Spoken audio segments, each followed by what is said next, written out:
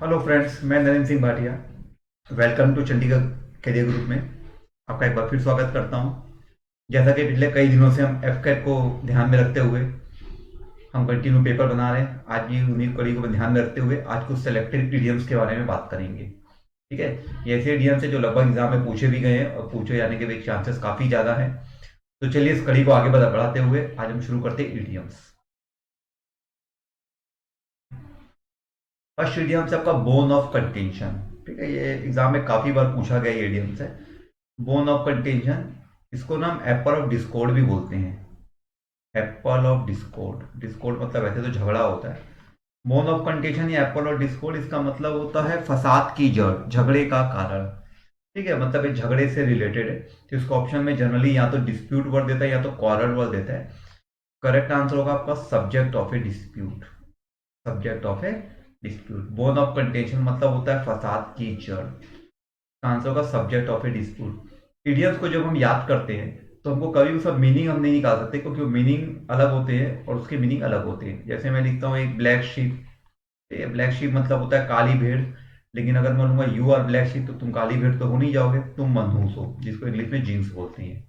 ठीक है, तो इडियम्स के मीनिंग बिल्कुल अलग होते हैं, तो वो हमको सीधा याद होने चाहिए। हम उसके मीनिंग नहीं निकाल सकते, अगर आप निकालोगे तो आप गलत कर बैठोगे।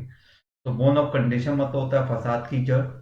ठीक है, बाकी ऑप्शन से हमको कोई मतलब नहीं है, हमको सिर्फ उसका आंसर याद होना चाहिए। तो करेक्ट आंसर हो जाएगा B.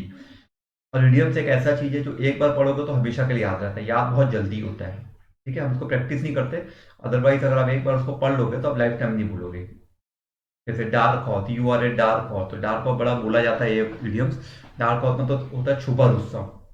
This team is dark hot मतलब यह टीम छुपी रुस्तम है। चलिए सेकंड आते हैं, to go the dogs. To go the dogs, इसका मतलब होता है बर्बाद हो जाना। ठीक है, for example a gambler is go to the dogs, मतलब गैम्बलर जो होते हैं वो बर्बादी होते हैं। To go to the dogs मतलब होता है बर्बाद हो जाना। To go the dogs, to go to the dogs भी होता है। उसका आंसर होगा टू बी रूड। रूड मतलब होता है बर्बाद हो जाना, तो करेक्ट आंसर होगा टू बी रूड्स। ठीक है, इसका मीनिंग आपको पता था तो ऑप्शन ढूंढने में आपको एक सेकंड भी नहीं लगेगा। To go to the dogs मतलब बर्बाद हो जाना, करेक्ट आंसर होगा to be rude. This is your correct answer. Second answer हो जाएगा बी। थर्ड है आपका टू स्मेल ए रैट। ठीक है, टू स्मेल ए रैट।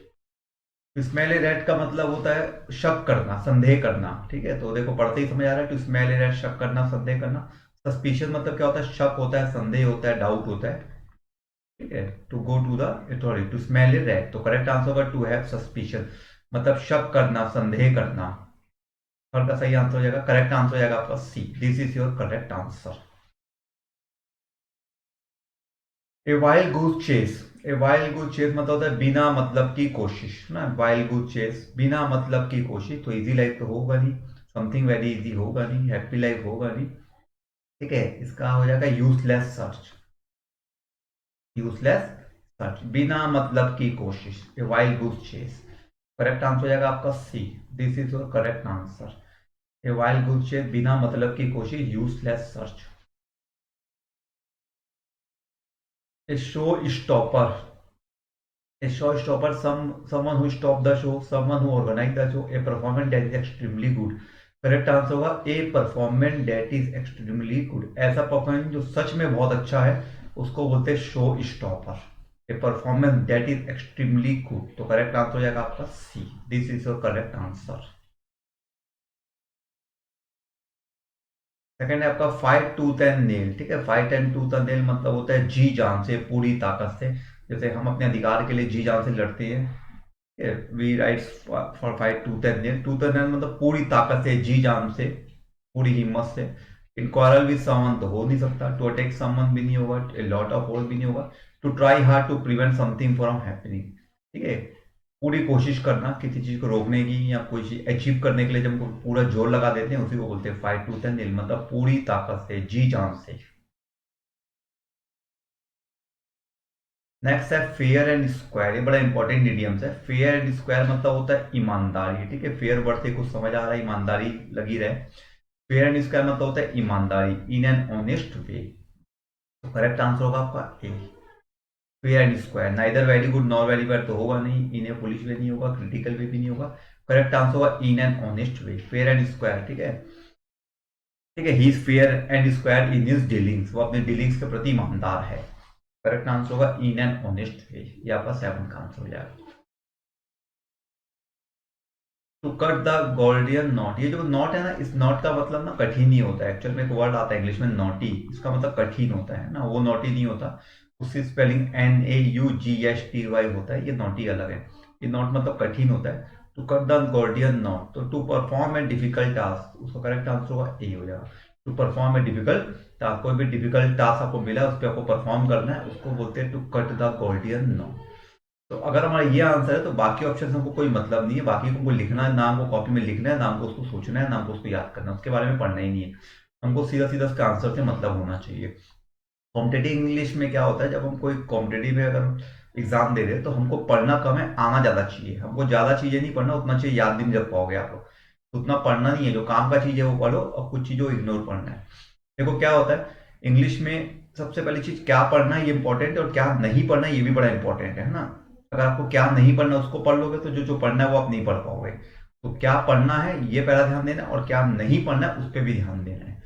ये दोनों चीजें बड़ी इंपॉर्टेंट है, और दोनों के बीच में बहुत बड़ा डिफरेंस है। क्योंकि अगर क्या नहीं पढ़ना है आपको पता चल जाएगा तो क्या पढ़ना है आपको खुद ही मालूम चल जाएगा। अदरवाइज स्टूडेंट लोग गलती क्या करते हैं, दुनिया भर का ग्रामर पढ़ लेते हैं, बहुत कुछ पढ़ लेते हैं, ग्रामर जिसका कोई अंत नहीं है, एंडलेस पढ़ते रहते एग्जाम में 5 एरर बनाने, वो बिना ग्रामर के भी बन सकते हैं। नॉलेज होना चाहिए बस। उसके सारा ग्रामर में टाइम लगा दिए, इडियम तैयार किए नहीं, वन वर्ड पढ़े नहीं, वोकैब पढ़े नहीं है, जो कि एग्जाम में ज्यादा आता है। ठीक है, तो क्या पढ़ना है क्या नहीं पढ़ना है बड़ा इंपॉर्टेंट है, इस पर खास ध्यान दीजिएगा। तो करेक्ट आंसर हो जाएगा ए।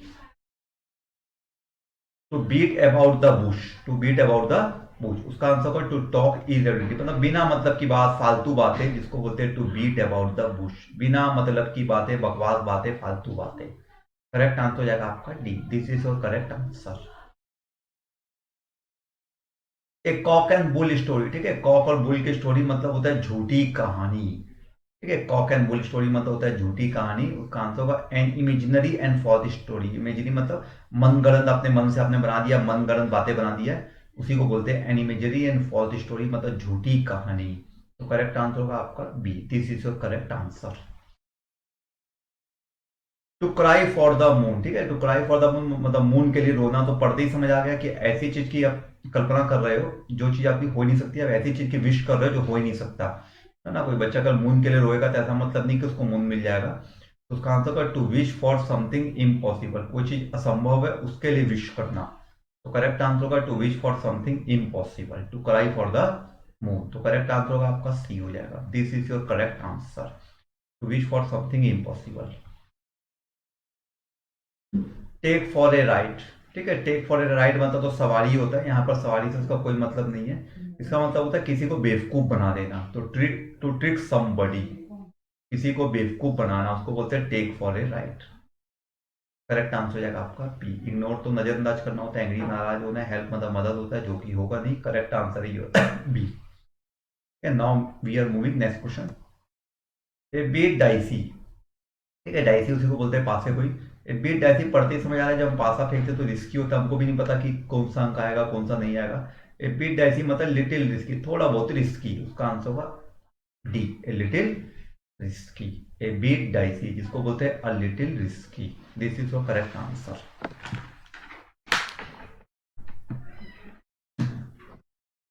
नेक्स्ट है फ्रेंच लीव, फ्रेंच लीव ये बड़ा इंपॉर्टेंट इडियम है। फ्रेंच लीव मतलब होता है, यहाँ फ्रेंच की छुट्टी मतलब है ना, फ्रेंच लीव मतलब होता है बिना बताए छुट्टी मारना। ठीक है, फ्रेंच लीव मतलब लीव विदाउट इन्फॉर्मिंग, एक छुट्टी होता है जो बताकर मारते हैं, एक हम बिना बताए मारते हैं। तो उसका करेक्ट आंसर होगा लीव विदाउट इन्फॉर्मिंग, मतलब बिना बताए छुट्टी मारना, जिसको बोलते हैं फ्रेंच लीव। ठीक है,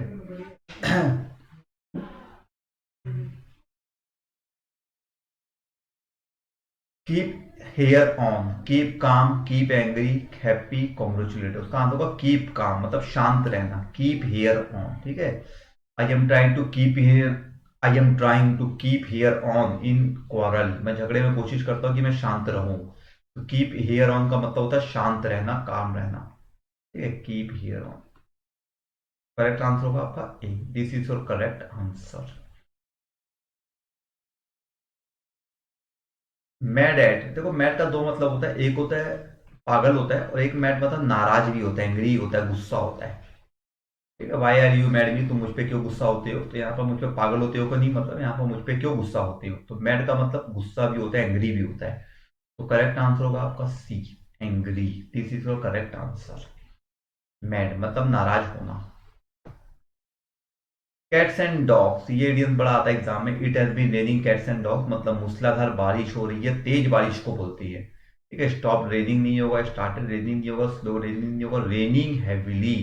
this is your correct answer. Cats and dogs मतलब मूसलाधार बारिश, तेज बारिश, जिसको बोलते हैं raining heavily. This is your correct answer. Fair weather friend, fair weather friend मतलब मौसमी दोस्त, है ना, पढ़ते ही समझ आ रहा है। मौसमी दोस्त मतलब ऐसा होता है कि सुख में रहेंगे दुख में नहीं रहेंगे, इसको मौसमी दोस्त बोला जाता है। इसको बोलते हैं हम लोग सेल्फिश फ्रेंड। सेल्फिश फ्रेंड मतलब तुम्हारे अच्छे दिन में तुम्हारे साथ है, तुम्हारे बुरे दिन में तुम्हारे साथ नहीं है। करेक्ट आंसर होगा फेयर वेदर फ्रेंड का selfish friend. Manner speech, manner speech बोलते हैं किसी के कैरियर का पहला भाषण होता है, उसको मैनर स्पीच बोलते हैं, फर्स्ट भाषण। ठीक है, जैसे हम इंग्लिश क्रिकेट में होता है ना मैडन विकेट, पहले विकेट को मैडन विकेट बोलते हैं। फेयरवेल स्पीच तो विदाई समारोह है। लास्ट स्पीच तो होगा नहीं, रिटायर स्पीच नहीं होगा। करेक्ट आंसर होगा फर्स्ट स्पीच। किसी के कैरियर का जब पहला भाषण होता है उसको मैडन स्पीच बोला जाता है, फर्स्ट भाषण। दिस इज योर आंसर, तो your answer is number C.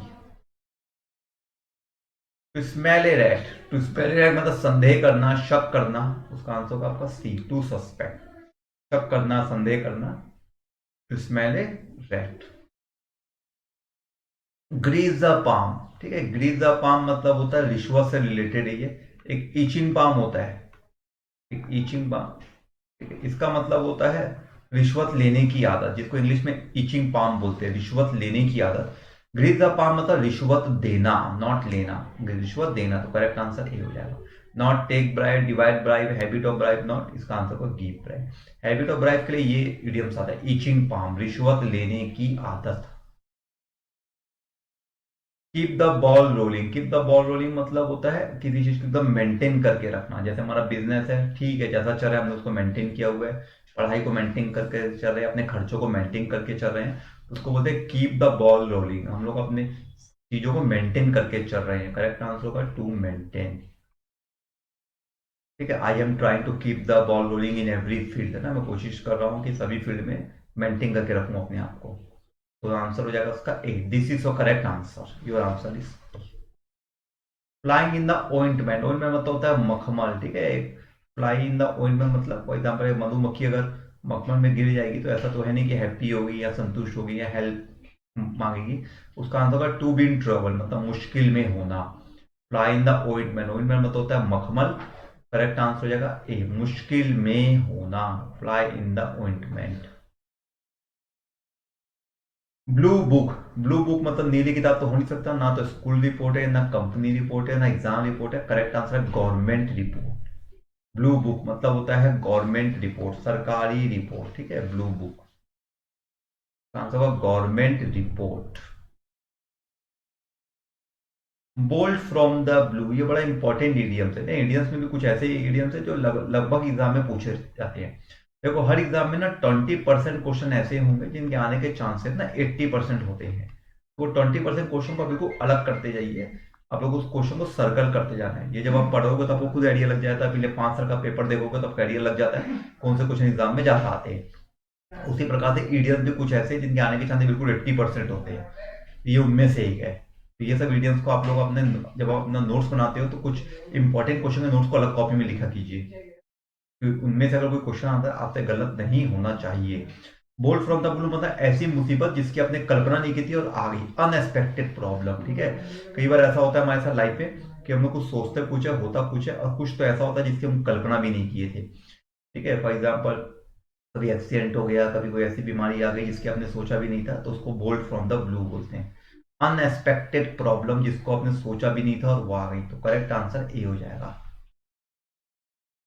Elbow room, elbow room का मतलब होता है फ्रीडम, आजादी। Elbow room. ठीक है, स्लेवरी मतलब तो गुलामी होता है, लिमिट कंट्रोल भी नहीं होगा। करेक्ट आंसर होगा फ्रीडम। एल्बो रूम मतलब होता है आजादी, फ्रीडम। ऑयली टंग है ना, ऑयली टंग मतलब टंग फिसल जाना। टंग फिसल जाना मतलब ऐसा होता है कि चापलूसी करना ही होता है, उसको बोलते हैं फ्लैटरी, चापलूसी करना। चापलूसी करना को इंग्लिश में साइकोपेंट भी बोलते हैं। चापलूसी करने के लिए एक बड़ा इंपॉर्टेंट वर्ड ये आता है ब्लेंडिश, और एक वर्ड आता है टोडी, इसका मतलब भी चापलूसी करना है। एक वर्ड आता है फॉन, इसका मतलब भी चापलूसी करना है। ऑयली टंग एक इडियम है, इसका मतलब होता है चापलूसी करना। क्रिटिसाइज आलोचना करना है। प्लेस मतलब प्रशंसा करना। टॉकेटिव मतलब बातचीत। तो करेक्ट आंसर होगा आपका flattery. This is your correct answer. Answer हो जाएगा सी। क्रॉस सवर्स, क्रॉस सवर्स मतलब होता है झगड़ा। Cross swords, to quarrel, to satisfy, to agree, to help. Correct answer हो जाएगा आपका ए, झगड़ा। क्रॉस सवर्स का मतलब होता है झगड़ा। ब्रेक ए लैग, ठीक है, इसका मतलब ये नहीं कि लैग टूट जाना। ब्रेक ए लैग इसका मतलब होता है गुड लक, है ना। जैसे कि मैंने आपको कहा था कि इडियम्स में कुछ इडियम्स ऐसे होंगे जिसका मीनिंग आप सोचोगे कुछ होगा कुछ, जैसे कि इडियम्स है ब्लू ब्लड, है ना। अब यू आर ब्लू ब्लड तो तुम नीला खून तो हो नहीं जाओगे। तो ब्लू ब्लड मतलब होता है अमीर घर का। Sunil is blue blood, Sunil एक अमीर घर का है, रॉयल फैमिली से है, उसको बोलते हैं ब्लू ब्लड, अमीर घराने का। ठीक है, ऐसे ही मैंने भी आपको बताया था ब्लैक एंड शिप, यहाँ में होता है कोल्ड रिसेप्शन।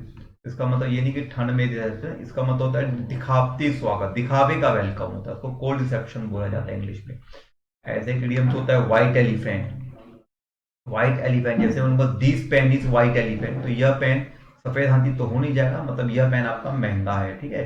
व्हाइट एलिफेंट मतलब होता है महंगी वस्तु। तो ब्रेक एंड लैक का मतलब होता है गुड लक, अच्छी किस्मत, उसको बोलते इंग्लिश में बोलते हैं ब्रेक अ लैक।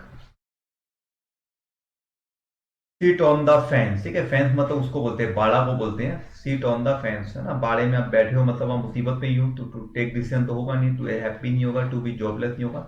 आंसर होगा टू बी इन ट्रबल, मुश्किल में। Seat on the fence, fence मतलब बाड़ा, तो करेक्ट आंसर होगा आपका सी। ठीक है फ्रेंड, तो ये आज की क्लास में हमारे सारे इडियम्स हैं। ठीक है, अगली क्लास में, नेक्स्ट क्लास में, आने वाले क्लास में कुछ और इडियम्स भी हम आपके सामने और लेकर आएंगे। तो अब तक हमने जितना भी आपको what ever I taught you in in YouTube, ठीक है, first you revise all those thing. तो जो भी हमने आपको पढ़ाया है सारा उसको रीजन कीजिए, अच्छी से प्रैक्टिस कीजिए, डेफिनेटली आप एग्जाम को क्रैक कर जाएंगे। इसके अलावा कॉम्पिटेटिव इंग्लिश में या कोई भी एग्जाम हम देते हैं तो ऐसा नहीं कि हमको सिर्फ ग्रामर पढ़ना है, हमको वोकेबलरी पे भी फोकस करना है। इडियम्स हो गया, वोकेबलरी हो गया, कंप्रीहेंशन हो गया, जितने ज़्यादा कंप्रीहेंशन प्रैक्टिस करोगे। और सबसे अच्छा तरीका तो है इसका न्यूज़पेपर, इंग्लिश न्यूज़पेपर बहुत बेस्ट तरीका है कि अगर आप डेली एक पैराग्राफ भी अगर आप पढ़ते हो तो आपको नए वोकैब काफ़ी उसमें से मिल जाएंगे, 20 से 25 आपको नए वोकैब उसमें डेली मिलेंगे ही। और वो सारे वोकैब अपडेटेड वोकैब्स रहते हैं, तो ये भी एक अच्छा तरीका है। उसके अलावा यूट्यूब में तो खैर वीडियो रहते ही हैं, फिर हम सेल्फ प्रैक्टिस करें, तो जितना हम मेहनत करेंगे उतना हमारे में इंप्रूवमेंट आएगा। इंग्लिश को कभी भी, English is not a subject, it is a language, है ना। लैंग्वेज का कोई अंत नहीं है, इसको आप कोर्स समझ के मत पढ़िए। ये सोचिए कि मुझे इंप्रूव कैसे करना है, लगातार इंप्रूव करना है। इससे पहले हमने जो वीडियो बनाए थे हम यही ध्यान रख रहे थे कि आप में लगातार इंप्रूवमेंट आए, कुछ ना कुछ आपको पता चले। ठीक है, तो अगले वीडियो में मिलते हैं फिर कुछ नए टॉपिक के साथ। तब तक के लिए गुड बाय, टेक केयर, मिलते हैं नेक्स्ट वीडियो में।